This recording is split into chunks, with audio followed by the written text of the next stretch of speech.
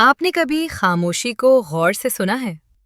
یہ جو آپ اسکرین پر کھنڈرات دیکھ رہے ہیں، یہ صرف ٹوٹی ہوئی اینٹیں نہیں، یہ ایک پوری تہذیب کی آخری سانس ہے۔ یہاں کبھی بچے کھیلتے تھے، یہاں کبھی پانی بہتا تھا، یہاں کبھی ایک ایسا شہر آباد تھا جو ہم سے 5000 سال پہلے ہم سے زیادہ منظم تھا، لیکن آج یہ شہر خاموش ہے۔ اس شہر کو موہنجو دڑو کے نام سے جانا جاتا ہے۔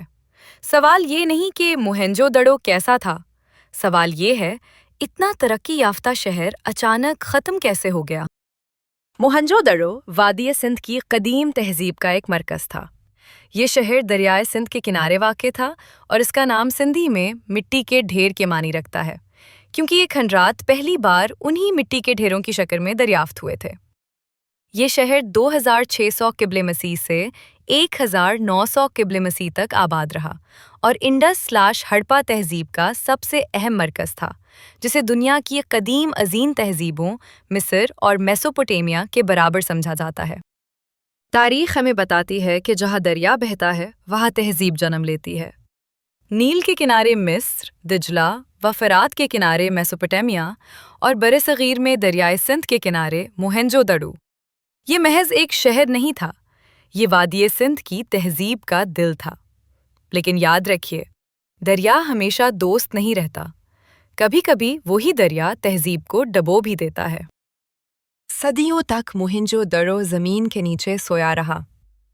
لوگ اس زمین پر چلتے رہے، کھیت بوتے رہے، اور کسی کو خبر نہ ہوئی کہ ان کے قدموں کے نیچے ایک مکمل شہر دفن ہے۔ پھر آیا سن 1922۔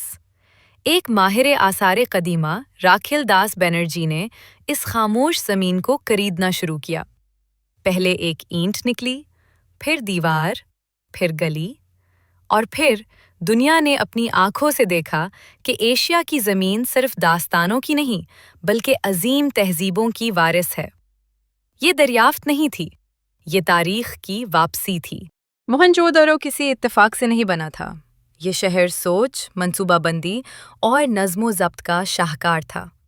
سیدھی سڑکیں، ایک دوسرے کو 90 درجے پر کاٹتی گلیاں، گھر جو ایک جیسے معیار پر بنے ہوئے تھے، اور پھر زمین کے نیچے چھپا ہوا راز۔ ہر گھر کا گندا پانی باقاعدہ نالیوں میں، نالیاں ڈھکی ہوئیں، صفائی کے لیے راستے موجود۔ آج 5000 سال بعد ہماری جدید بستیاں اس معیار کو چھونے کی کوشش کر رہی ہیں۔ تو سوال یہ ہے، کیا ہم واقعی جدید ہیں یا صرف خود کو جدید سمجھتے ہیں؟ موہنجو دڑو کی سب سے پراسرار جگہ، عظیم غسل خانہ۔ یہ تقریباً 12 میٹر لمبا، 7 میٹر چوڑا اور 2.4 میٹر گہرا تھا، جس کے دونوں اطراف سیڑھیاں نیچے جاتی تھیں۔ یہ کوئی عام نہانے کی جگہ نہیں ہو سکتی۔ ماہرین کہتے ہیں یہ اجتماعی غسل کے لیے تھا، پاکیزگی کے لیے، شاید کسی روحانی عقیدے کے تحت۔ یہاں لوگ صرف جسم نہیں، شاید روح بھی صاف کرتے تھے۔ لیکن وہ عقیدہ کیا تھا؟ وہ دعا کیا تھی؟ وہ رسم کیا تھی؟ یہ سوال آج بھی اس حوض کے پانی میں گونجتا ہے۔ موہنجو دڑو کے گھر سادہ تھے مگر مکمل۔ ہر گھر میں غسل خانہ، ہر گھر میں صحن، ہر گھر میں روشنی اور ہوا کا انتظام۔ نہ بادشاہوں کے محل نظر آتے ہیں، نہ غلاموں کی جھونپڑیاں۔ یہ برابری اتفاق نہیں ہو سکتی، یہ ایک نظریہ تھا۔ یہ سوچ تھی کہ انسان کو انسان سمجھا جائے۔ کیا یہی وجہ تھی کہ یہ تہذیب اتنی پرامن نظر آتی ہے؟ موہنجو دڑو اکیلا نہیں تھا، یہ دنیا سے جڑا ہوا تھا۔ یہاں سے ملنے والی مہریں آج کے عراق یعنی میسوپوٹیمیا میں بھی ملی ہیں۔ اس کا مطلب صاف ہے، یہ لوگ تجارت کرتے تھے، سمندر پار رابطے رکھتے تھے، بغیر جہازوں، بغیر GPS، صرف عقل اور تجربے کے سہارے۔ ایک ایسا شہر جو خاموش تھا، مگر دنیا سے کٹا ہوا نہیں تھا۔ لیکن ایک چیز آج بھی ہم سے بات نہیں کرتی، موہنجو دڑو کی زبان۔ نشانات موجود ہیں مگر مطلب نہیں۔ کئی مقامات پر لکھی تحریر آج تک پڑھی نہیں جا سکی۔ یہ تحریر ہڑپا/اندسکرپٹ اب تک انسان کے لیے ایک معمہ ہے۔